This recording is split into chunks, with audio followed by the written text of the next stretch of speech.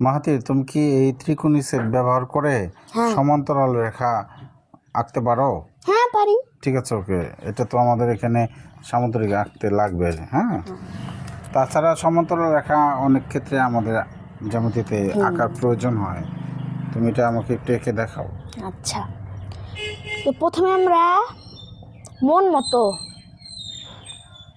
একটি দাগ দিব, মন মতো একটি রেখা নিলাম, রেখা নিলাম। ঠিক আছে। তারপরে একটু করে দিও যাতে দেখা যায় ভালো করে, হ্যাঁ। একটু ঠিক আছে, হালকা করে দিলে দাগগুলো, পেন্সিলে দাগ তো ভিডিওতে দেখা যায় না, হ্যাঁ।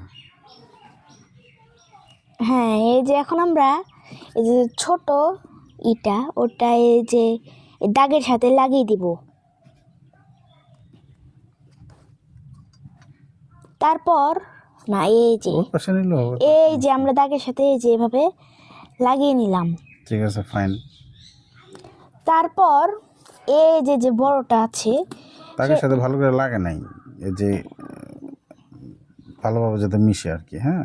এই যে হুম, তারপর আমরা এই যে যে বড়টা সেটা এই যে এখানে এই যে এভাবে এইভাবে দিব। ধরতে হবে যাতে চালানো যায়, রাইট। তারপরে মন মতো যত খুশি মানে একটু উপরে নেই আমরা, এই যে অল্প একটু উপরে নিব, আরেকটু নাও বলে। আর একটু হচ্ছে, ঠিক আছে, ওকে। মানে আমরা যত খুশি। যাতে ওটা গা ঘেঁষে উপরে নিতে হবে আর কি। তো তারপরে একটু আমরা জোরে, হ্যাঁ, এই যে দাগ দিয়ে দিলাম। গুড।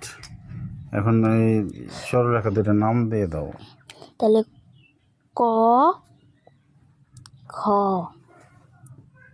গ ঘ, তাহলে ক খ রেখা গ ঘ এর সমান্তরাল। বাহ, তোমাকে অনেক অনেক ধন্যবাদ। ধন্যবাদ।